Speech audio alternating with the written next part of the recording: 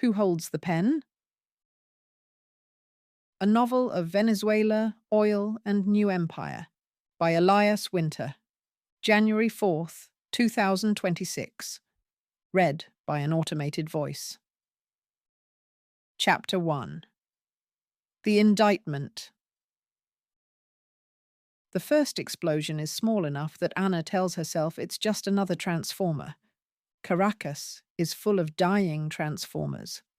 Old steel boxes that spit blue light when the grid hiccups. From her apartment balcony, she's seen them go in the distance. A flash, a muffled thump, then a neighborhood sinking into darkness. But this one doesn't sound right. It's too low, too deliberate. The windowpane trembles. A second later, a car alarm starts screaming down on the street, then another, then a chorus. Somewhere to the east, a dog howls as if the sky itself offended him. Anna sets her coffee down on the windowsill. The mug leaves a brown ring on the copy of the Constitution she's been pretending to read. Another boom, closer now. She feels it through the floor. Her notebook, a small black one she treats like a lucky talisman, slides half an inch and stops. She grabs her phone before she's fully aware of moving. Thumb flicks, camera up, streaming app live. Caracas, Centro, 11:42 p.m., she mutters, tagging the feed for the few thousand people who still tune in to La Voz de la Ciudad. The connection hesitates, then accepts. Something's happening near Miraflores, she says, breath fogging the glass. I don't know what yet. The third boom cuts her off. Her building is 9 stories. On the roof, you can see everything that matters. The presidential palace, the stacked apartment blocks, the black mountains that pen the city in like a bowl. She doesn't think. She just runs, notebook shoved into her back pocket, phone clutched in her hand. Up the warm stairwell that smells of old water and frying oil, past a neighbor's door plastered with a sacred heart sticker. Power flickers once, twice, but holds. By the 8th floor, her lungs burn. By the 9th, she hears the helicopters. They come from the west, low and fast, blades beating the air into submission. The sound crawls down her spine, instincts older than electricity waking up. On the roof, the air is thick with diesel and humidity. The city below glows orange, yellow, sickly white. The palace sits in the middle like a spilled jewel, floodlit, guarded, flanked by the dark river. One helicopter is already there, a black insect hovering over the compound. 2 more circle, banking hard. Beyond them, faint strobe flashes, muzzle flare, crumble the horizon. Anna holds her phone up with one hand, the other clamped on the cracked parapet. It's not fireworks, she says into the wind. There are at least 3 helicopters over Miraflores. I see lights near the south gate. I hear short, precise bursts of sound cut through everything else. It sounds like gunfire. The chat on her screen fills instantly. What happened? Fireworks? Is it the opposition?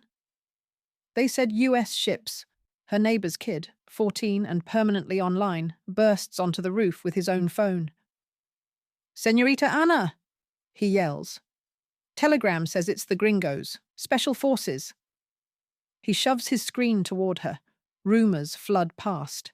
US ships off the coast, precision operation, a joint task force with 3 flags pasted side by side. She doesn't want rumors. She wants facts. And tonight facts are moving under those rotors. I'm going down there, she says, already running for the stairs again. You're crazy, the boy calls after her.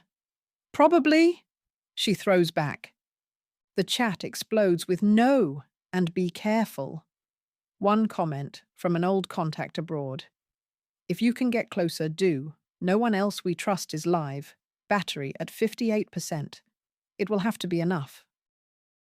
Across an ocean, in a room with no windows, Tom Bennett's computer screen updates with an audible click. For 6 hours, he's been watching the status line on the DOJ internal portal. Under seal. Now, a new line appears. United States versus Rafael Domingo Marquez et al. Unsealed. Tom's throat goes dry. He doesn't see the explosions. He hears them faintly on the muted TV outside his office, a cable anchor fumbling through unconfirmed reports. But the real detonation, in here, is a metadata change. He clicks the case file. The indictment is 112 pages of familiar text. Narco-terrorism, conspiracy to import cocaine, money laundering, material support. His own footnotes are still there, demarcating evidence chains that run from Venezuelan shell companies to front shipping firms to small banks in Cyprus. What's new is the banner on the memo in his inbox, time-stamped 11:41 p.m. At 0000Z, the Attorney General will announce unsealing of indictments against Rafael Domingo Marquez, President of the Bolivarian Republic of Venezuela, and key members of his regime. The announcement will coincide with the execution of coordinated enforcement actions in the Western Hemisphere, in cooperation with domestic and foreign partners. He scrolls to the talking points.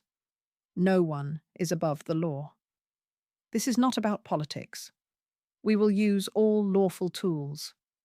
He takes off his glasses, rubs his eyes, hears the newsroom TV. Explosions reported near the presidential palace. He steps into the outer bullpen. Colleagues stare at the screen. Shaky footage of the palace lit against the night. A helicopter, a blinking dot. Looks like they went kinetic, someone says. Kinetic, Tom repeats under his breath. A word they use to make force sound like physics instead of pain. His phone buzzes. AG moved the presser up. Need updated sanctions exposure notes in 5 minutes. He looks once more at the TV, smoke blooming over the palace walls, then turns back into the windowless room where war is written as crime. By the time Anna reaches the palace district, the police have thrown up a perimeter. Not an orderly one. This is Venezuela. Lines of riot shields drawn in crooked arcs, officers shouting contradictory orders, sirens bleeding together. Still, it's a perimeter. A ring of blue uniforms around a smaller ring of green, and inside that, floodlit walls and smoke. She tucks her battered press card into the holder on her chest. It's expired. In this city, laminated plastic is mostly theatre. Press, she calls in Spanish, pushing toward the thinnest section of shields. I'm accredited. A young officer with acne and fear in his eyes holds up a hand. No entry, he says. Orders from above. Foreign operation. Foreign operation. What does that mean? She asks. Who's inside? He glances over his shoulder, as if the answers might be printed on the smoke. I heard Americans, he says, too low. Maybe special forces, I don't know. You saw them? I saw men with different gear. They came in on the north side, with our guys. They had patches. Flags? She pushes. He shakes his head, as if he regrets saying anything. Behind her, people surge forward, phones held high. A chant starts and fails, then starts again. Fuera! Fuera! It's not clear who they want out. The president, the Americans, everyone. Her phone buzzes against her palm, the live feed comments layering over the scene. She keeps it low, filming the shields, the strip of roadway, the flashes beyond the gate. A shot cracks from inside. Not a burst. A single sharp report that cuts through noise like a pin through skin. The crowd quiets for a heartbeat. Then a automatic burst answers, vicious, scraping the air. Back, the officer urges. Go home. She takes a step closer instead. Who gave the order? She asks. Our government or theirs? His hand tightens on his baton. Orders from above, he repeats, and there's the same confusion in his eyes she feels in her gut, the sense that the map of reality has shifted in a way no one explained to them. Between uniforms, she catches half a second of silhouettes, bulkier helmets, different posture, weapons tucked in with a training her own forces don't have. Light catches a patch on a sleeve, pale shape on dark fabric. The image jerks as someone jostles her. When she finds the frame again, they're gone. Midnight. On state TV, the broadcast fizzles back to life. In the crowd, someone holds up a portable radio. A woman balances a cheap TV in her window so half the block can see. Anna lifts her phone to capture both, the flickering screen, the sea of faces turned up to it. The anchor's voice trembles. En este momento, el fiscal general de los Estados Unidos está anunciando cargos criminales contra el ciudadano Rafael Domingo Márquez. On a split screen, the U.S. Attorney General steps to a podium, flags behind him. 2 feeds, 2 languages, same message. Tonight, he says, we announce that no one, no matter how powerful, is above the law. The translator overlays, ninguna persona, sin importar cuán poderosa, está por encima de la ley. On the other half of the screen, a helicopter lifts out of the palace courtyard, a small, dark shape under it. While serving as president of Venezuela, the AG continues, Márquez led a violent narco-terrorist conspiracy. Another convoy snakes out of a side gate, lights off, moving fast. There, the kidnapping, live and legal. Anna zooms until the image breaks into squares of color. Somewhere in that grain, a man is pressed to a vehicle floor, wrists bound in plastic, ears ringing with words about justice. Beside her, the young officer stares at the TV. They didn't tell us, he murmurs. Tell you what? That they were coming for him like a criminal. We thought maybe negotiations, not this. In Washington, reporters shout over each other. Is this an act of war?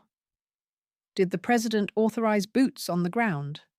Why a U.S. court instead of an international tribunal? The AG gives a patient, practiced smile.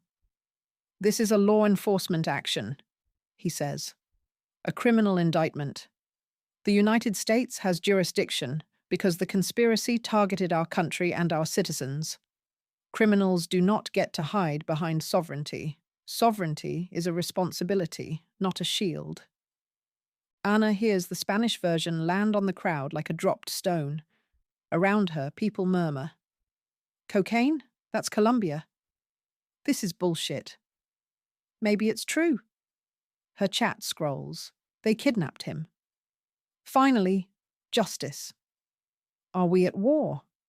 She types with her thumb, still recording smoke and lights. They say it's law enforcement, not war. Here, it feels like both.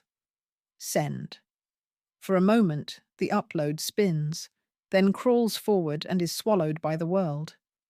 Overhead, the last helicopter banks away, its rotors beating the night into a new shape. Chapter 2. The Account. By morning, the city looks hungover. Smoke over Miraflores has thinned to a grey smear. Newsstands tape up front pages with the same blurred photo of the convoy. Headlines can't decide what happened. President in U.S. custody, narco-terrorist Márquez to face justice. Who governs now? Anna buys the smallest paper with the loudest question. The kiosk owner shrugs. At least they didn't bomb the whole place, he says. Small miracles. She tucks the paper under her arm, scrolls her phone as she walks to the metro. Clips from the AG's statement loop. Overnight, rumour feeds have reached their own verdict. Half the country calls it liberation, the other half kidnapping. As she descends into the stale metro air, a notification slides across her screen. U.S. Treasury announces new measures to protect Venezuelan oil revenues for the Venezuelan people. She taps. The statement is full of calm words: escrow, transparency, humanitarian purposes. And the phrase she's learned to distrust: for the Venezuelan people. She saves it. Later. For now, she has a meeting, if anyone at PDVSA still dares talk. Tom hasn't slept. He spent the night in the Treasury building, drafting the memo that will accompany the new sanctions package. Now he sits in a glass-walled conference room with a view of the mall he barely sees. Coffee goes cold at his elbow. The table is ringed with badges: State, NSC, DOJ, Energy, USAID. On the screen, a simple diagram: a crude cartoon of a barrel, an arrow, a bank. Barrel, buyer, escrow. Someone from State is talking. Maintain production to avoid collapse, while ensuring the regime doesn't touch a cent. Route payments into blocked accounts, released only for vetted humanitarian and reconstruction spending. We show we're not punishing the people, just the criminals. She glances at Tom. Can you walk everyone through the mechanics? Plain English. He stands, straightens his tie, goes to the screen. This is the proposal, he says. Oil exports continue under a general license. Only approved buyers can lift Venezuelan crude. Companies that agree to pay into designated escrow accounts in New York and Europe. He taps the bank icon. Those accounts are legally owned by a Venezuelan entity we recognize as legitimate. First the interim council, later a transition government. But disbursements require joint sign-off by that entity and a US-appointed fiduciary. A NSC staffer frowns. A what? A trustee, Tom says. Think of it as bankruptcy. The company exists, but someone else watches the books until it can be trusted again. The colonel from Southcom chuckles. So we're putting Venezuela in Chapter 11. USAID asks, what can the money be used for? Approved imports, critical infrastructure, certain debts, Tom replies. Usage decided jointly by the Venezuelan side and the fiduciary. Who is the fiduciary exactly?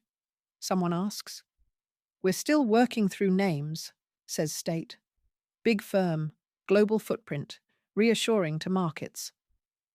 Tom looks at his own slide, the neat arrows. Barrel, buyer, escrow. He knows what's missing. The lines that lead from that bank to a diesel tank under a hospital, a fuel pump in Havana, a queue in Petare. His job, though, is to keep the diagram clean. In Bogotá, Luis Herrera wakes up in a beige hotel room with 3 voicemails. Economic conferences, panels, exile meetings, rooms that love his charts more than his country ever did. He plays the messages in order. Dr. Herrera, we'd love your take on the events in Caracas for a panel. Delete. Senor Herrera, this is the Venezuelan Business Council. We're drafting a statement supporting a transitional council. Delete. Dr. Herrera, my name is Michael Reed from State. We'd like you on a coordination call about economic stabilization scenarios for Venezuela. The Interim Council has requested input from experts like yourself. Pause. It's important. Luis stares at the ceiling.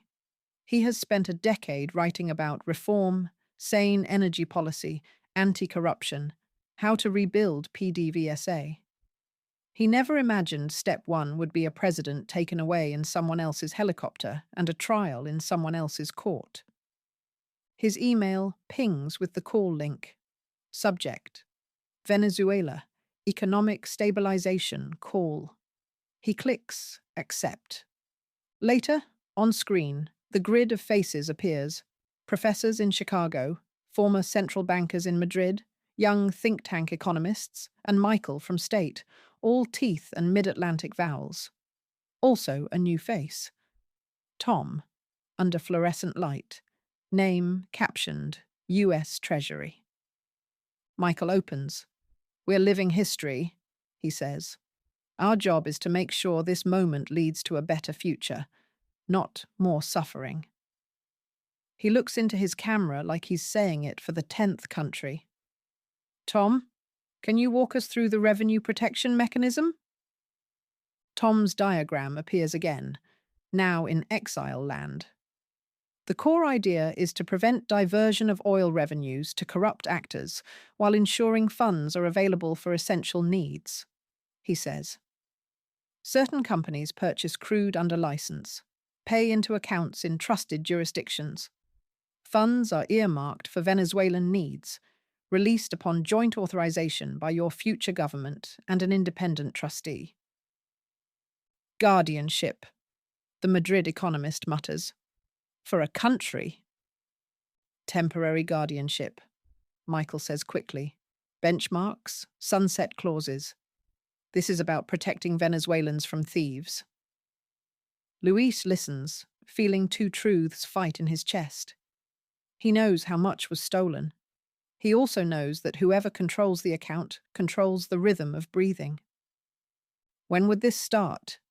He asks. Immediately, Tom says. There's momentum. Do Venezuelans inside the country have a say? Luis asks.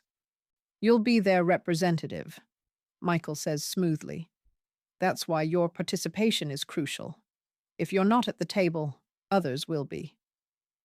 Luis looks at his reflection in the corner of his screen.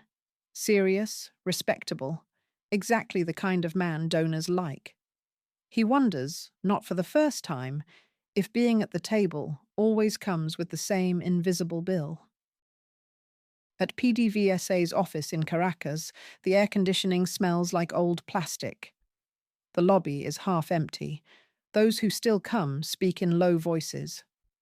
Ana flashes her lapsed press card at the receptionist. Interview with Señor Vargas. She lies. The woman squints, then relents. 15 minutes? She says. If he throws you out, I never saw you. Vargas is in a corner office full of dusty model tankers. He shuts the door behind her. Are you insane? He hisses. They're watching everyone. They always were, she says, setting a thermos on his desk. Coffee. He eyes it, then her. You think I can be bribed with caffeine? Yes. He paws. What do you want? She shows him the Treasury statement on her phone. Protect our oil money in escrow accounts. What does that mean for you? He reads, lips moving. They already control most of the ways we get paid, he says. Insurance, shipping, banking. Now they want the money itself. Will you keep exporting? If someone's allowed to buy, we'll sell. Tanks are full. Workers need salaries. But the money... He taps the word escrow. The money goes there first. Then, if we behave, some comes back. You make it sound like an allowance, she says. It is an allowance, he replies. We used to have a bad father in the palace. Now we have a new one somewhere else. Maybe this one steals less. But don't confuse that with growing up. He glances at the closed door. Write that, if you dare. Weeks later, Anna stands in a fuel line that curves for blocks. Doctors, taxi drivers, mothers, all holding containers. A loudspeaker from inside the depot crackles. Limited quantity today, 2 gallons per person. Groans ripple through the line. A man behind her complains loudly about Yankees and blockades. The woman ahead counters about Venezuelan thieves. Thief in a red shirt, thief in a blue one. The man says. What's the difference? A generator that works, Anna hears herself say. He glares. You think this is necessary? I think speeches don't run pumps, she answers. Diesel does. She looks up at the wall. Old paint still reads, Petroleo es soberania. Someone has spray painted over it in thicker letters. Soberania para quién? She snaps a photo for later. Somewhere, in a conference room, Tom puts the phrase, manageable regional impacts, into a memo about fuel shortages. Somewhere, Luis argues for shorter escrow terms and gets overruled. The barrel still moves. The account still waits. Chapter 3. The Shadow Fleet. The sea didn't care who ran Caracas. It rolled just the same around the hull of the Orpheus, a rust-streaked tanker flying the bright red flag of Mongolia, a country it had never seen. The ship lay at anchor off the Venezuelan coast, slow swivelling on its chain, waiting. Captain Farid Mansour sat in the bridge chair with a chipped mug of coffee and a worn paper chart across his knees. He trusted paper. The lines on it told an honest story. Depths, shoals, lanes. The tablet on the console told a different one. Blinking AIS icons, digital names that could be changed in a menu.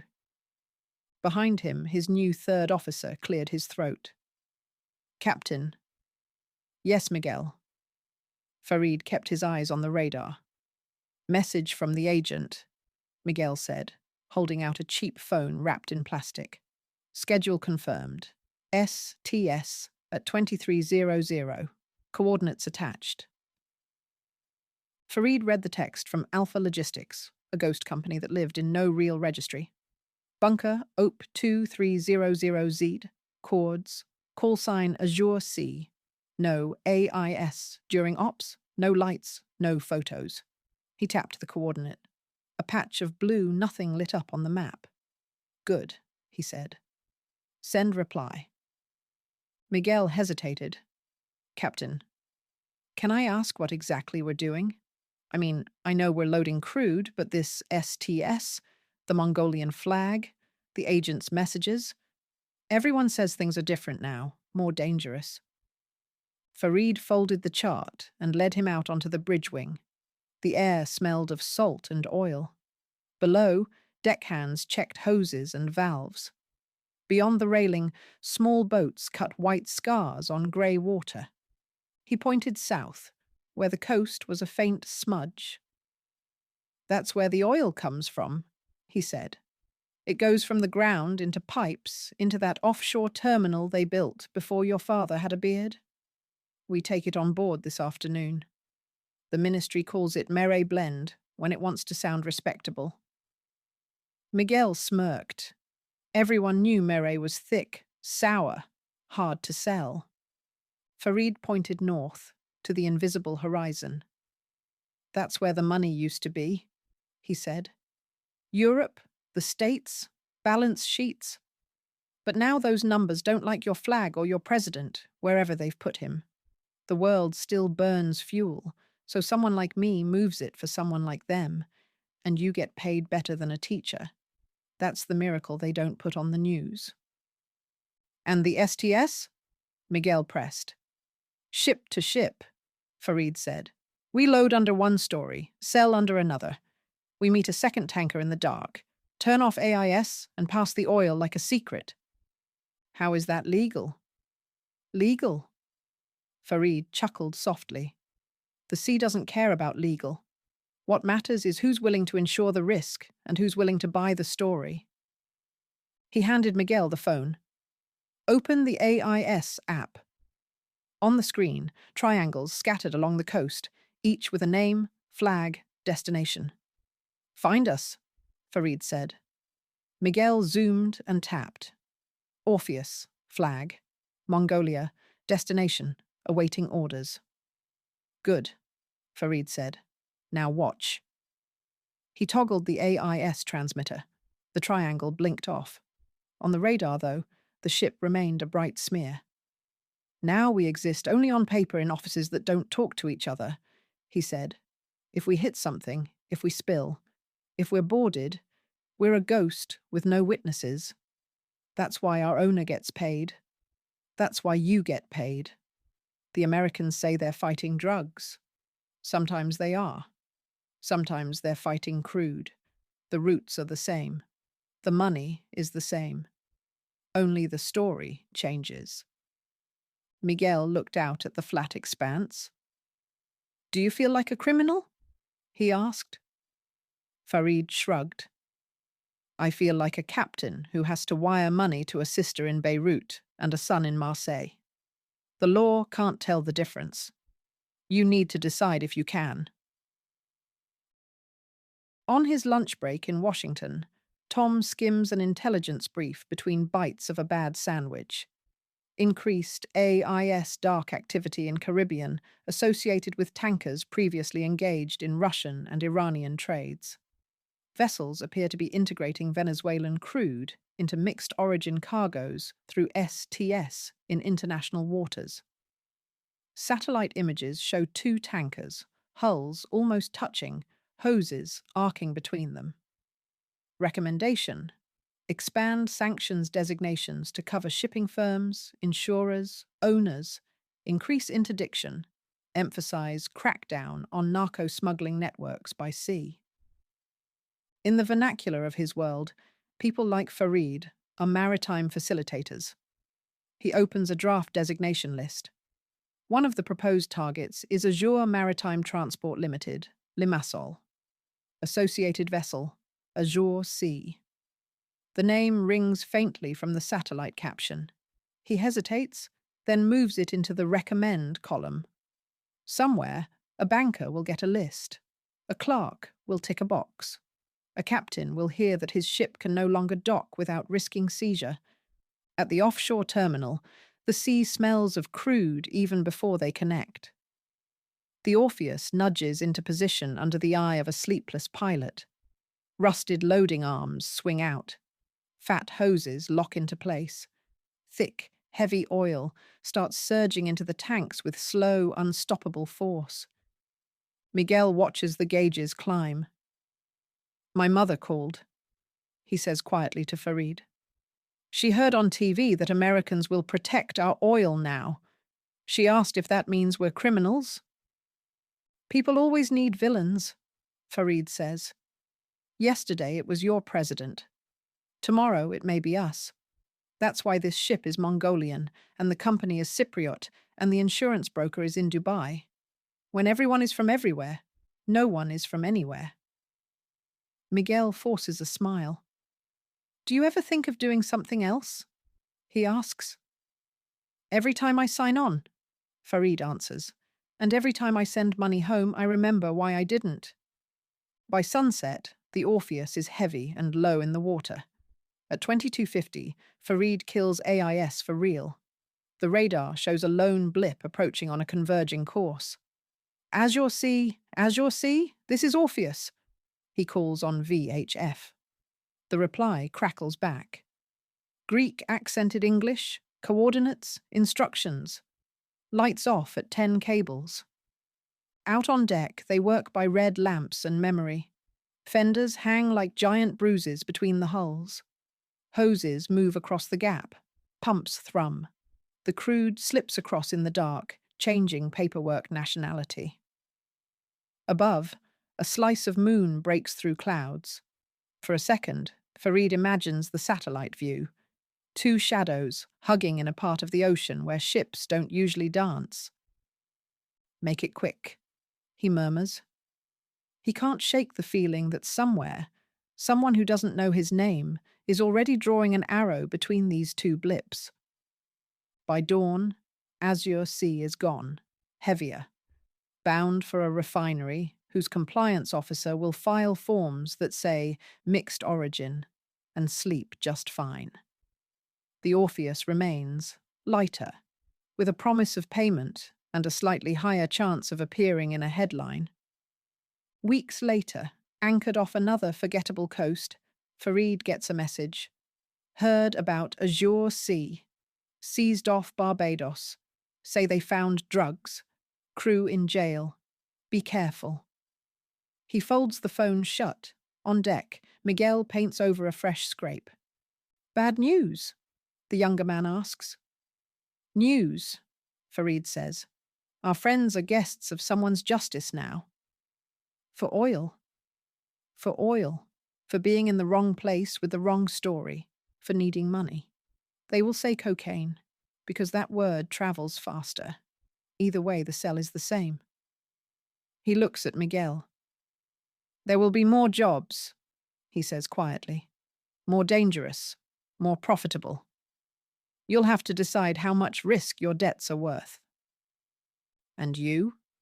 Miguel asks. Farid takes a long drag of his cigarette, exhaling toward the line where sea blurs into sky. I decided long ago I'd quit while I still had the choice, he says. The trick is recognizing when that choice is real and not a story you tell yourself. Chapter 4. We'll run it. Rachel Cole liked checklists. On the wall of her office inside the stabilization compound, laminated sheets under clear plastic made a grid. Under each heading, power, Caracas, fuel, national, security incidents, weekly. 3 boxes waited, red, amber, green. At 7:30, week 3 of the mission, most marks were in red or amber. She sipped coffee from the same chipped mug she'd carried through Helmand and Mosul, uncapped a marker, and wrote across the top, Week 3, Stabilization. Out in the corridor, a TV played a clip of the US president at a rally on loop. We're going to run Venezuela for a little while. We're going to get it back on track. We know how to do it. The Chiron. We're going to run the country. The first time she'd heard it, Rachel had groaned. It sounded colonial, arrogant, like 30 million people were a malfunctioning app. After 3 weeks of overflowing inboxes and half-broken ministries, she heard something else in it. We're going to be blamed for this mess, whether we admit we're running it or not. A Marine poked his head in. Ma'am, the 0800 country team is assembled. On my way. She grabbed her notebook, the same battered moleskin she'd been relabeling for a decade, white tape over old mission names, and a fresh set of markers. Checklists, then meetings. That was how you kept anything from falling apart. The briefing room had no windows. Flags stood in the corners. Venezuelan, US, UN, a blue banner with the Stabilization Mission logo. Around the table sat the usual mix, USAID, Embassy Political, Southcom Colonel, Treasury's local rep, 2 Venezuelan faces from the Transitional Council. Rachel brought up the dashboard on the screen. 5 indicators, all sliding between red and amber. Power first, she said. We've got full service back to the central hospital cluster and most of the administrative district. Still seeing major outages in the western barrios. The grid's old. We're patching with duct tape and prayer. A few tired smiles. Next slide. Security. Incidents are down where we have joint patrols, up where we pulled back to cover the palace and fuel depots. Police are exhausted. Guard units are edgy. We need to rotate before someone does something on camera. She clicked to fuel. A map with red and green patches appeared. You've all seen the lines, she said. Black market prices are up 50% in some cities. At the moment, we're dumping fuel into city queues with no targeting. The rich guy's SUV and the nurse's scooter stand in the same line. Meanwhile, we can't keep generators running in hospitals or water plants because they compete for the same supply. The Transitional Infrastructure Minister, Delgado, frowned. My brother waited 8 hours yesterday, he muttered. Exactly, Rachel said. That's why we need to redistribute. I'm proposing we cut retail subsidies in Caracas by 50% for 60 days. Raise pump prices in the capital. Earmark actual litres for critical infrastructure nationwide. The city will explode, said the young social cohesion minister. People already think you're running everything. Now they'll know it. People already blame you, Rachel said calmly. We can be popular for 3 weeks, or keep ICUs running for 3 months. We don't get both. USAID can support a temporary voucher program. Treasury, can we protect a small pool for that? Treasury's rep nodded cautiously. The colonel tapped his pen. We'll need riot control capacity, he said. We plan for it, Rachel answered. But we lead with communication, not batons. She looked at the Venezuelans. You sell this, she said. On TV, radio, everywhere. We'll stand next to you. But the face has to be yours. Delgado exhaled. Fine, he said. But you're on the stage with us. I'm not catching tomatoes alone. We're in this together, Rachel said, thinking how that word stretched and frayed under pressure. For the first time, Anna walks into the stabilization compound instead of filming its walls from outside. Checkpoint with National Guard, checkpoint with Marines, metal detector, bag scanner, English signs with Spanish underneath. Her contact, Pilar, from state but Venezuelan by vowels, meets her inside. Town Hall, Pilar says. Council announces fuel changes with the mission. Q&A, transparency, unity, all that. Inside, the air is cold and smells faintly of disinfectant and good coffee. Posters. Stabilize, transform, sustain. Accountability is our mission. English first, Spanish second. It feels like an embassy swallowed a piece of her city. In the small auditorium, cameras set up, cables snake across the floor. On stage, 6 chairs, a podium, a screen. Rachel stands with Delgado and the social minister, talking quietly. Up close, she looks more human than the abstraction Anna has been cursing. Brown hair pulled back, suit a little wrinkled, tired eyes, a mission badge turned backward on its lanyard so the logo doesn't show in photos. Rachel presents the chart. Right now, more than 40% of refined fuel is used for private transport in Caracas. Less than 10% goes to hospitals, water plants, essential logistics. Her Spanish carries a faint Midwestern cadence. This measure is about reallocating limited resources so essential services keep functioning, she says. Delgado follows, voice shaky, asking citizens for patience. The social minister talks about vouchers and bus routes. Hands go up. Foreign correspondents ask about the IMF, investors, long-term reform. Ana raises hers. Ana Rojas, la voz de la ciudad, she says into the mic. My readers spent last night in gas lines. Today they hear fuel will be more expensive in Caracas, decided in a building guarded by foreign soldiers. Do you understand why they might feel this country is being run from here, not from the streets? Murmurs. Rachel meets her gaze. Yes, she says simply. She steps closer to the edge of the stage, away from the slides. Look, we didn't come here to micromanage your lives forever. But right now, your institutions are damaged, your finances are under external control, and your previous government hollowed out basic services. You still have a government. You'll have elections. But until the fire is out, someone has to hold the hose and decide where the water goes. She pauses. I know how our president sounded when he said, "We're going to run the country," she adds. I cringed too. It makes my job harder. In practice, my team is here to help your leaders make hard decisions. Yes, we drink better coffee than people in gas lines. That feels wrong, I know. But walking away would feel worse. Anna doesn't let her off. Who decides when you leave? She asks. Rachel hesitates just long enough to notice. That will be a joint decision, she says. between your elected government and the international community. There'll be benchmarks, timelines, the usual words, benchmarks, sunset clauses. Anna writes them down, tasting the hollowness. After the town hall, Pilar tries to herd Anna out. Anna peels away. 2 minutes with Miss Cole, she insists. Off the record, if she wants. Pilar looks like she'd rather be anywhere else, but she asks. Rachel agrees, surprising them both. In a small side room, Rachel sets her tablet on the table.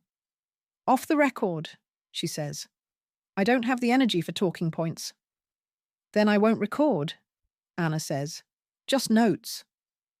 You sounded very sure up there, Anna says. Charts? This is what adults do. Are you as sure as you sound? No, Rachel admits. But I don't get to sound unsure. If I wobble, everyone wobbles. They call this place the Foreign Fortress, Anna says. People say decisions about their lives are made in rooms with generators and air conditioning by people who will fly home when it gets really bad. What gives you the right? Rachel looks at the table, fingers tracing an old scratch in the wood. I watched your grid maps before I came, she says. Hospitals losing power mid-surgery, water pumps failing. I watched your budget numbers. I watched your president sign contracts that were theft wrapped in slogans. I believe in competence, in not letting people die while leaders give speeches. Does it matter that I'm American if the infusion pump stays on? Yes, Anna says, because you can leave and we can't. Because our failure becomes proof in your story about being the adults in the room. Maybe we cling to that story because we don't feel like adults at home either, Rachel says. Have you seen our roads? Our hospitals? I've seen your drones, Anna replies. Rachel huffs a laugh. Those we know how to run, she says. They sit in a small silence. Look, Rachel says. I've read the essays about empire and hegemony. I don't have time to argue them. I have substations to fix and fuel shipments to reroute. You want to write that we're arrogant? Fine. But if we don't make these calls, who does? Maybe we will, Anna says. Badly, then better. Maybe, Rachel says. If someone keeps the lights on long enough for you to learn. Back outside, the heat hits Anna like a wet cloth.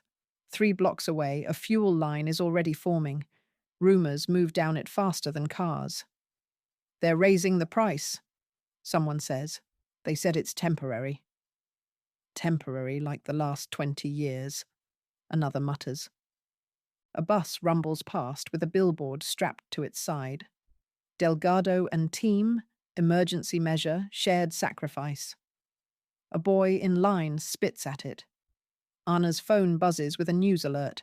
Small protests break out in eastern Caracas over fuel price hike. She glances back at the compound. Concrete walls bright against the sky. Inside, she knows, someone is moving a marker on a checklist from red to amber. That night, Rachel stands alone in front of her board. Power. Caracas. Amber. Fuel. National. Red edging to amber. She circles the new colours. Then she uncaps a marker and writes a new heading. Perception. Legitimacy. She draws 3 boxes beneath. No data, no metrics, no charts. After a moment, she marks the first one with a small X in red. Then she caps the marker, turns out the light, and leaves the boards glowing faintly in the dark, like a constellation of decisions no one outside the walls will ever see. Chapter 5. Collateral. The generator dies halfway through the second bag of blood. For a heartbeat, the operating room holds its breath. Then the overhead lamps flick off. Monitors go black. The suction machine stops with a wet gurgle. In the sudden dimness, a small green emergency light over the door clicks on, tinting everything a sickly olive. "No me Yodas!" The surgeon snaps. "Hold. Nobody move. Hold pressure." Marisol's hands are already deep in the patient's abdomen, fingers slick with warmth, pressing on the pulsing artery. She feels life pushing back against her palms, oblivious to grid failures and sanction memos. Generator? She asks. Should come back, the anesthesiologist says, too calm. Give it a second. They count silently. 1, 2, 3. The air grows heavy without the AC. The smell of blood and cauterized tissue thickens. Nothing. Phone, the anesthesiologist barks. A nurse hands over a cheap smartphone. He flips on the flashlight and props it on the IV pole so its narrow beam angles into the wound. Better than nothing, he mutters. Sweat slides down Marisol's spine. She has been a nurse long enough to remember when outages were rare, when Venezuelan oil shipments kept the hospital generators full. Those stories now sound like cheap nostalgia told over bad coffee. By the time the generator coughs, sputters, and grudgingly returns, 6 minutes later, the patient is still alive. It feels to Marisol less like grace and more like narrowly escaped theft. After her shift, she stands in the hospital courtyard, smoking a cigarette she promised her nephew she'd quit. The building behind her is a tired grey block. A mural of Cuban and Venezuelan flags peels on one wall, the paint lifting at the edges like promises that forgot what they were supposed to mean. In the distance, blackout pockets mark the city like missing teeth. The faint hum of private generators fills in some gaps. Beside her on the bench, Eloy, thin enough to snap, stares at his hands. Third outage this week during surgery, he says. They call it rationing. They can call it poetry, Marisol says. The blood doesn't care. My cousin at the power company says they're low on fuel, he adds. Less diesel, less everything. They blame sanctions. They blame our thieves. Depends which station you listen to. She exhales smoke toward the sky. There's enough blame to fill all the tanks, she says. Doesn't help when I'm holding a kid's artery between my fingers. Her phone buzzes. A voice message from Anna. She puts in one earbud and hits play. Anna's voice comes through, tired but sharper than ever. Prima, I saw the clip you sent of the blackout. I'm sorry. I know, sorry is cheap. We had the fuel announcement today. They say higher prices in Caracas will keep hospitals like yours running. I walked past an 8-block line and heard people say they'll sell their fuel to buy food. So I don't know who it helps. I was inside the compound. Talked to the American woman. She says they're here to hold the hose while the house burns. They have grids on the wall. Red, amber, green. No box for Marisol holds a phone over an open chest. Send me what you see. I can write about graphs. I need to write about you. Marisol pockets the phone without answering. Not yet. The next morning, she is in a fuel line of her own. Not for a car, she doesn't own one, but for a plastic jerry can labelled diesel. Staff are allowed to fill a small amount, when available, for scooters, home generators, whatever keeps life stitched together. The line outside the depot is a cross-section of the city's exhaustion. Doctors in white coats, women in house dresses, men in stained overalls. Everyone cradles a container like a fragile organ.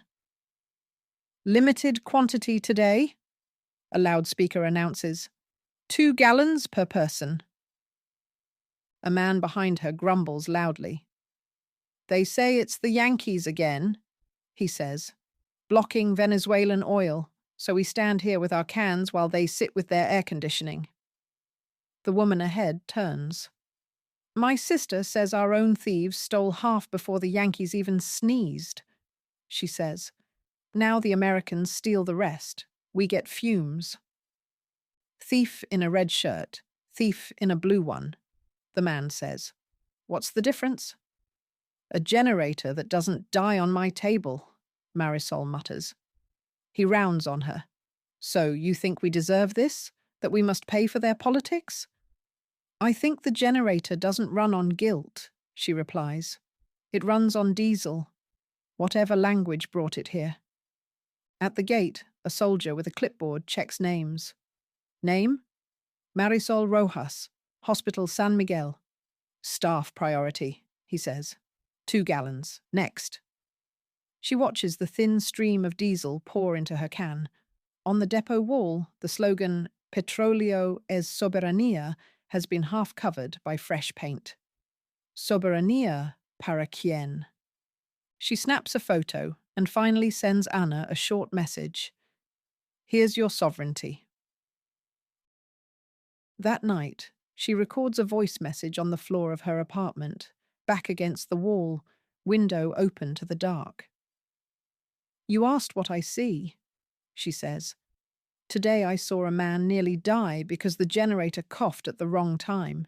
We moved babies in incubators by hand. I hear Radio Rebelde say this is the price of dignity. I hear your news say it's needed to make bad regimes fall. I hear Americans call it unfortunate spillover. I see a boy's chest not rise under my hand. She pauses. Maybe your fuel hike will help us, she adds. Maybe the next shipment will actually arrive. But the diesel in our tank does not care who is guilty. It only knows empty. She stops, deletes that last sentence, re-records. This time she leaves it in. A week later, a blackout hits at the worst possible moment. ICU, night shift, storm outside. The thunder has been grumbling for hours. The rain comes in heavy sheets, slapping the windows. Inside, machines beep their ragged chorus. A baby in an incubator fights for each breath, ribcage pulling in too far. The lights flicker once, twice, then go out. The generator does nothing. Silence where there should be mechanical sighs. Flashlights, someone shouts. Phone beams dart. Screens stay dark. The ventilator at bed 4 wheezes and dies. Marisol goes straight to the incubator. No power means no heat, no alarms, no oxygen pressure. The baby's chest is still. Manual bag? She snaps. A respiratory tech slaps a hand resuscitator into her hand. She seals the mask over the tiny face and squeezes. Ribs rise. Again. They find an old battery-powered monitor in a cupboard, plastic yellowed with age. Someone fumbles with leads. Someone else runs downstairs to scream at the generator tech. Minutes stretch, measured in squeezes and shallow breaths. Marisol's shoulder burns. The baby's heart rate blinks onto the small screen at last, a fragile line. Downstairs, a diesel engine finally coughs awake. Lights stutter back, weaker than before. Machines reboot with offended beeps.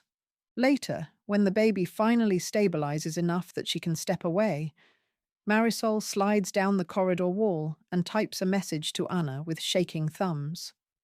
They call it spillover. Today, spillover almost had a name and a face. If he dies, he won't be a martyr. He'll be a rounding error. In Washington, at his kitchen table, Tom reads a draft titled Regional Humanitarian Impacts of Venezuela Sanctions. There have been reports of fuel shortages in certain allied countries previously benefiting from subsidized Venezuelan oil, e.g., Cuba. These impacts are assessed as limited and manageable. Short-term disruptions have been mitigated through local rationing and alternative sourcing. Any remaining hardship is an unfortunate but acceptable cost of maintaining pressure. Unfortunate but acceptable. Acceptable to whom? His personal email pings, an encrypted message from Anna, nothing in the subject line, just one sentence. Do you know what your spillover looks like in an ICU in Havana? He closes the laptop and stares at the dark window. Washington glows, steady and indifferent outside. Somewhere else, a nurse is squeezing air into a baby's lungs with her tired hands, and that moment will be summed up in 2 words in a memo: unfortunate, manageable. He has a guitar leaning in the corner he rarely plays anymore. He thinks about picking it up, finds he doesn't have the heart. Instead, he writes a note on a sticky and slaps it onto the humanitarian impacts memo. We need better words, or fewer. Chapter 6. The Trial. The federal courtroom is colder than necessary. Maybe, Tom thinks, it keeps the jurors awake. Maybe it reminds the defendant he's far from home. The seal of the United States hangs over the judge's head. Flags flank the bench. Below them, behind bulletproof glass, sits Rafael Domingo Marquez. He doesn't look like the swaggering man from Venezuelan state TV or the cartoon villain of foreign editorial cartoons. Just an older man who hasn't slept. Grey at the temples. Jaw clenched. Orange jumpsuit under a plain jacket the defense insisted on. A thin chain is visible at his ankle when he shifts. United States versus Rafael Domingo Marquez, the clerk intones. It sounds absurd when you think about it. A nation's name against one man's. The judge, iron grey hair, serious, turns to the jury. You are here to decide whether the government has proved that the defendant committed the crimes charged, she says. You are not here to judge foreign policy. You must set aside any feelings about politics, about Venezuela, about anything outside the evidence. In the second row, Anna writes that line down. Set aside any feelings about foreign policy. She wonders if that's ever been possible outside this room. Her foreign media badge took 3 security checks and a phone in a locker to earn. The room smells faintly of coffee and disinfectant. On the government side sits a neat row of suits. Behind them, an agency staff bench where Tom sits, his treasury badge small and self-effacing. When their eyes meet, he nods slightly. She doesn't nod back. The prosecutor's opening is polished. This case is about a man who turned a nation into a criminal enterprise. He tells the jury, pacing slowly. He points at Marquez. While holding the highest office, the defendant used the machinery of the state to flood our country with cocaine and partner with terrorist organizations. A graphic appears. Names and arrows, Marquez at the top. You will hear from insiders. You will see bank records. You will hear experts explain how this conspiracy operated. This is not about politics. It is about crime. Sovereignty is not a shield for criminality. The defense's opening is narrower, wearier. You will hear a story from the government, the attorney says. Cartoon villain, heroic prosecutor. Stories are not evidence. My client is a former head of state taken from his country by force, brought here in chains, and tried under laws he never consented to. This court is being asked to do something unprecedented. Sit in judgment over a foreign president as if he were a mob boss. That matters. Not just for him. For the world you live in. The judge's mouth tightens at that, but she says nothing.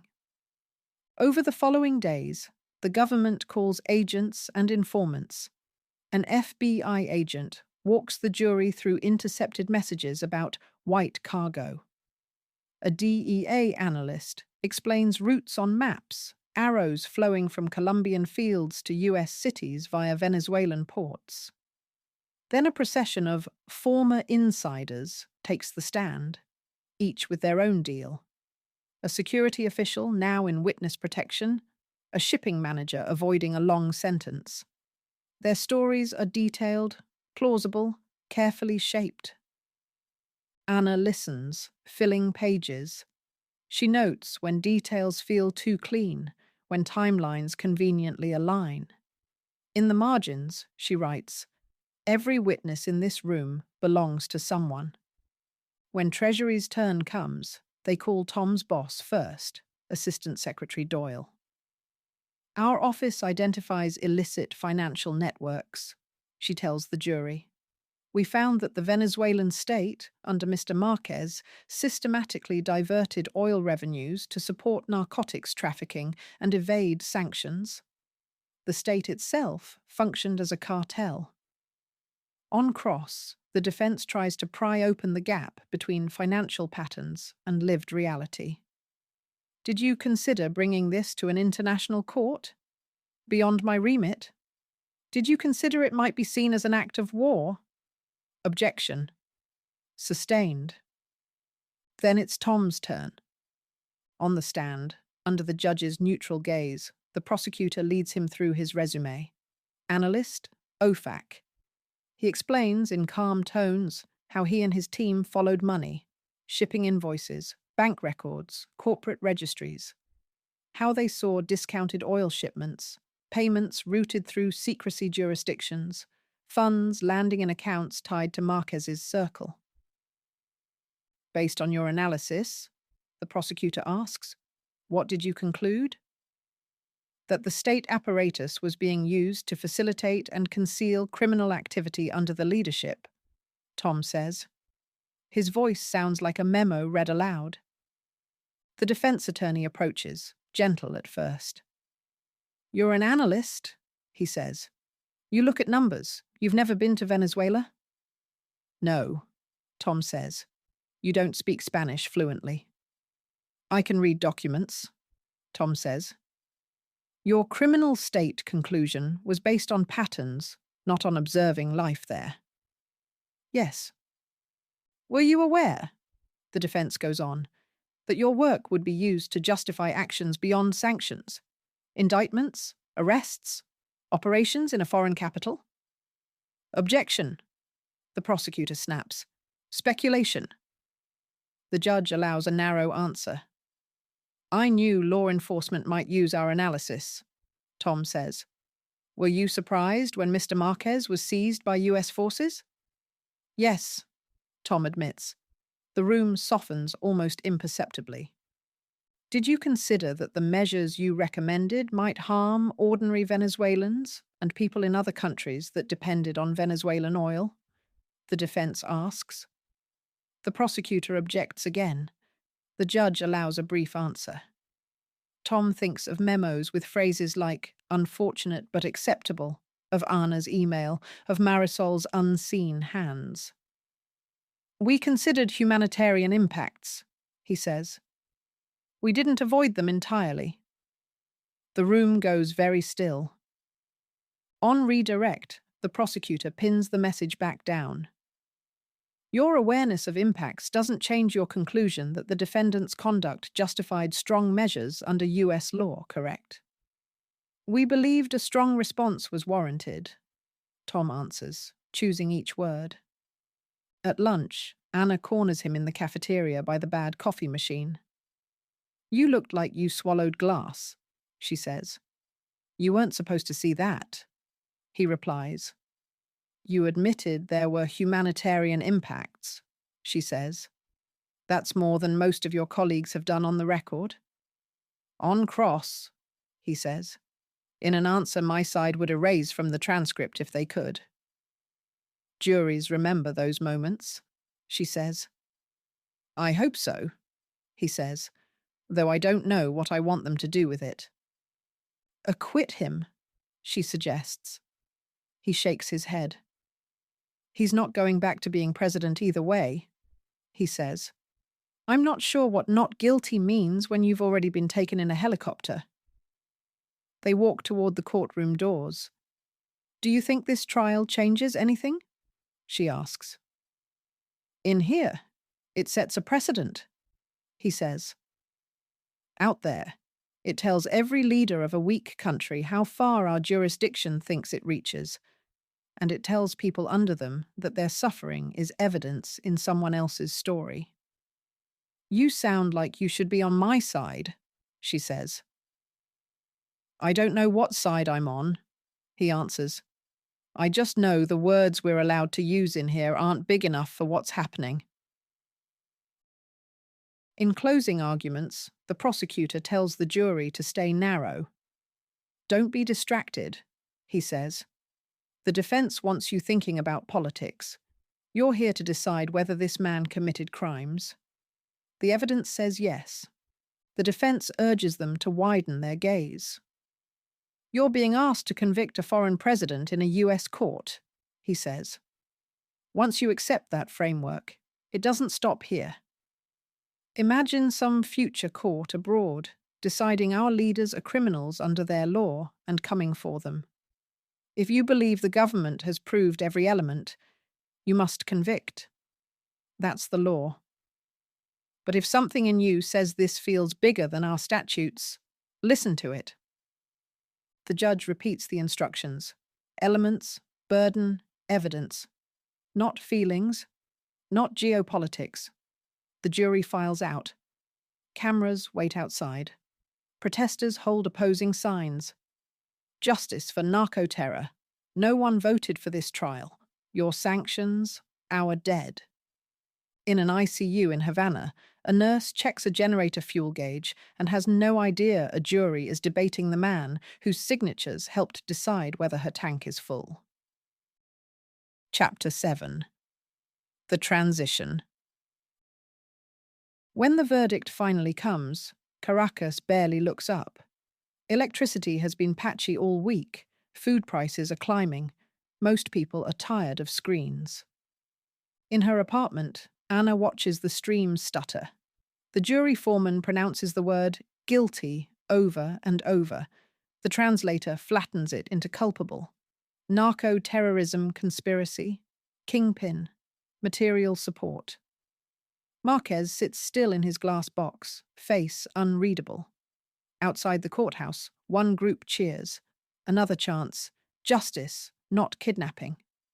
In Washington, Tom watches on a muted hallway TV. Colleagues murmur about history and precedent. At the stabilization compound, Rachel's team puts the stream on a side screen. Symbolic, the political officer says, helps us with Congress. Rachel updates her board. The verdict doesn't change how many transformers are burning out this week. In Havana, the clip plays hours later with state commentary about imperial courts. Marisol catches a glimpse between cases. Narco-terrorist president to face justice abroad, the announcer says. The empire shows its claws. A nurse in the break room rolls his eyes. Justice doesn't reinforce our generator, he mutters. Months pass. The trial becomes part of the background noise of history. 1 year later, banners flutter over Caracas. Democracia, Restaurada, Nueva Venezuela. Election posters coat walls, faces grinning from every color on the ideological spectrum, all promising change. Turnout is decent. Not euphoric, not despairing. People stand in yet another line, this time for ballots instead of fuel. Luis votes at a school in a middle-class neighborhood, cameras trailing. Today is about Venezuelans taking ownership of their future, he tells reporters. We've lived too long in emergency. He's on the ballot himself, of course, not as president, but for Congress, though everyone already calls him Finance Minister. The creditors greet him that way on their video calls. Congratulations, Minister, they say before it's official. The new coalition wins, a pro-business, pro-reform bloc anchored by exiles and urban professionals. The old ruling party limps into second place, leaderless. The interim government becomes just the government. International observers nod approvingly. Statements flow in. Democracy restored. End of an era of criminality. 2 days later, in a hotel ballroom with chandeliers that didn't flicker through any of the crises, Luis signs the framework agreement on Venezuelan reconstruction. The document is thick. He has read every page twice. On stage with him are representatives of the IMF, World Bank, Friends of Venezuela, and the US ambassador. Camera flashes turn the scene into a slideshow.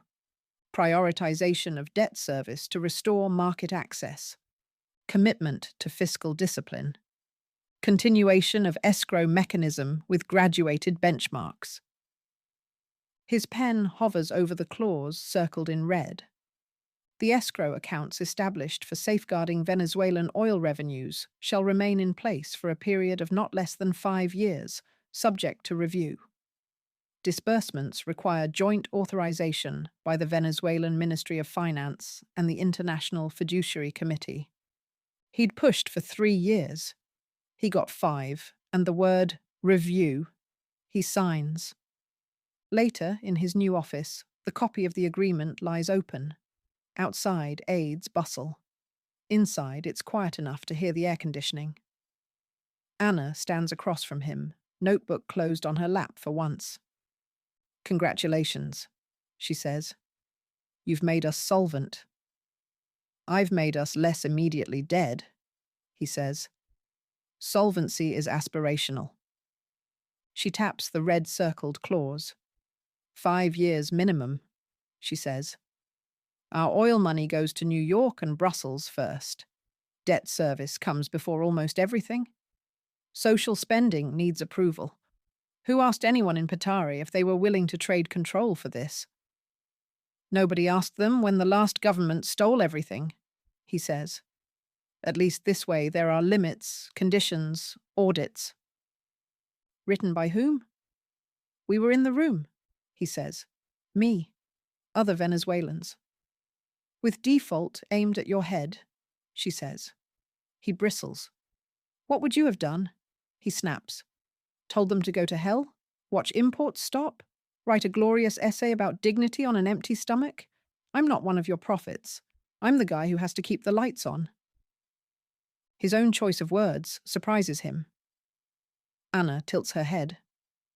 "You read prophets," she says softly. "You quoted one." He waves it away. "Old essays," he mutters. "From another era. They don't help much with bond spreads." She lets the moment pass. "I know you're not a villain," she says. "You're trying to keep us breathing.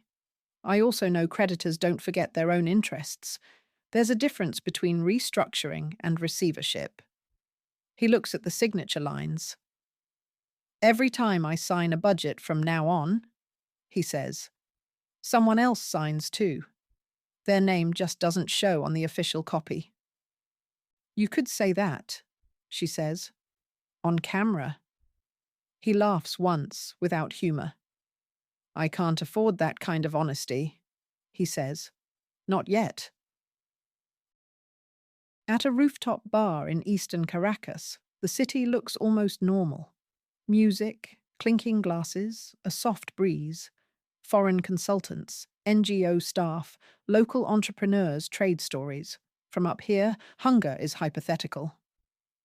Rachel leans on the railing with a drink, mission badge tucked into her pocket. In 2 days, she flies out. Her suitcase is half-packed. Her notebook is nearly full. Her checklists at the compound are as green as they're going to get. Power, Caracas, mostly green. Fuel, national, amber bleeding toward green. Security, never as stable as the slide says. Perception, legitimacy. She stopped pretending to colour that one. Anna joins her. "Last tour of duty?" she asks. "Last night here," Rachel says. "Then a debrief where someone puts our mess into bullet points." She takes a sip. "They'll call it a model." "For what?" Anna asks. "For next time," Rachel says. "Somewhere else." "How's your cousin?" Rachel asks after a moment. Anna's eyebrows rise. "You remembered." "The ICU nurse in Havana," Rachel says. "The one whose messages you showed me. I think about her every time someone in DC says manageable impact." "Blackouts are less often," Anna says. "Some fuel is trickling back to them through these humanitarian channels you all like. The generator coughs less." That's something, Rachel says. Yes, something. You're going to write about this, Rachel adds. I can see it. The way you stare at people like they're paragraphs. I'll write something, Anna says. I don't know who will publish it. You going to make me the villain? Rachel asks with a crooked smile. Anna considers. No, she says. You're more useful than that. Rachel laughs. I'll take that as a compliment. You shouldn't, Anna replies. They both smile anyway. Good luck, Rachel says quietly. Try not to let them run you forever. You too, Anna says. Try not to run too many countries at once. It's bad for the nerves.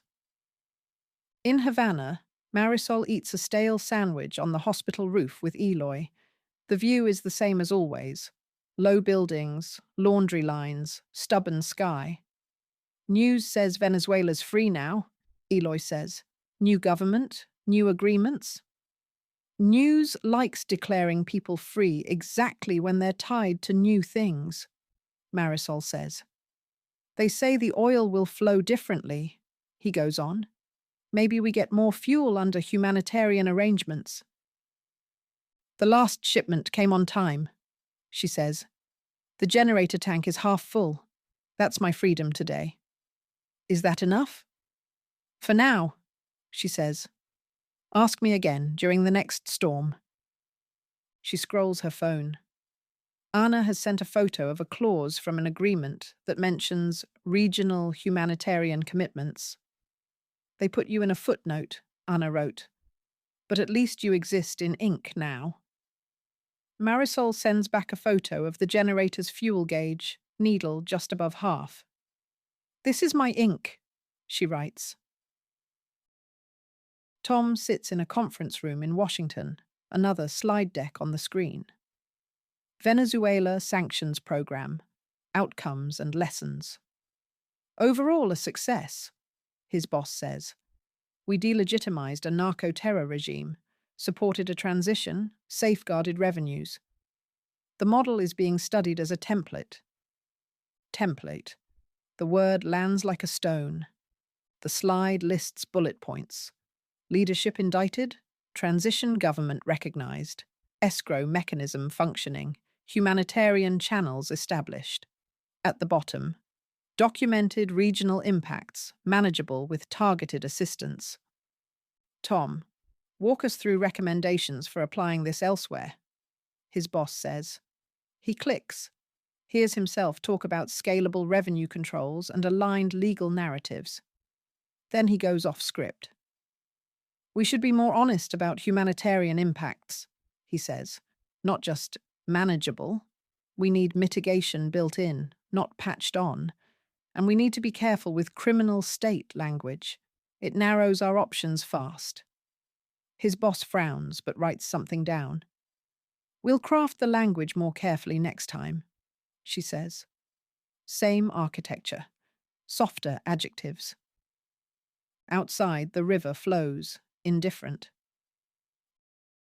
Farid stands on a breakwater in a European port, watching ships come and go. He left the Orpheus months ago after another near miss. Now he consults for a small shipping firm, grinning inwardly at the absurdity. Do we take this cargo? The young owner asks. Not if you like sleeping in your own bed, Farid answers, pointing at a vessel on a sanctions list. On the pier, two sailors talk about Venezuela. They say it's open again, one says. Good money. They say that, the other replies. But someone else still signs the papers. I'll take a different job. Farid lights a cigarette and smiles to himself. The ghosts, it seems, learn. A month after the election, Anna meets the old man in a cafe that has survived all governments. He's not that old. White hair, sharp eyes. He sips black coffee and reads an actual newspaper. You must be the journalist who made Rachel Cole curse, he says when she introduces herself. She says you asked her the only useful question. What gives you the right? Anna says. That one. She places a thick, battered notebook on the table. Scenes, interviews, memos, voice transcripts, diagrams of escrow flows and tanker routes fill its pages. I don't know what this is yet, she says. Reportage? Novel? Complaint. He flips through a few pages. You don't want a biography of a man, he says. You want a biography of a mechanism. I want to show how the money moved, she says. How signatures moved. How the same people show up in different rooms with different titles. Then you have to pick your vantage points, he says. The journalist on the roof, the analyst in the windowless room, the minister with a pen in his hand, the nurse in the dark, the captain in the AIS gap. Put them where the currents meet. He grabs a napkin and writes quickly. The indictment, the account, the shadow fleet. We'll run it. Collateral, the trial, the transition. 7 moves, he says. Neat. The world will give you the mess. She snorts. Neat feels dishonest, she says. Structure is not honesty, it's mercy, he replies. You can't give readers the whole chaos. You give them bones and let them feel the weight. And what do I call it? She asks. He smiles, tired. That's your job. But somewhere in your book, you must ask, in plain words, who holds the pen? That night, at her small table, Anna opens a new document. Her lucky notebook lies next to the laptop. She taps it twice, a private superstition, before she starts. The cursor blinks. She thinks of helicopters over the palace, of a signature in a courtroom, of a red mark on a checklist, of a child's rib cage lifting under someone's hand. She types, the night they kidnapped the president, they called it law. The sentence sits on the white screen, stark. She smiles despite herself. She types a working title. Who holds the pen? Under it, a line. A novel of Venezuela, oil, and new empire. Outside, the city hums under wires held together by old habits and new contracts. In some office in New York, a fiduciary committee weighs a request to release funds for a water plant. In Havana, a nurse checks a fuel gauge. In a port, a captain hovers over his AIS control. In Washington, an analyst opens a fresh file on another country. Anna keeps writing. She doesn't know yet who will read it or which shelf it will sit on. She only knows empires write themselves into indictments, escrow agreements, and press releases. Someone, she thinks, has to write what it felt like underneath, where signatures turned into power outages and court dates into fuel lines. On the last line of the first page, almost as an afterthought, she writes, "They say our oil finally belongs to us again. On the paperwork, it does. In the street, it still feels like we are living on someone else's receipt." Elias Winter, author of Language Matters, a space for reflection on language, power, and decline. Thanks for reading Language Matters. Subscribe for free to receive new posts and support my work.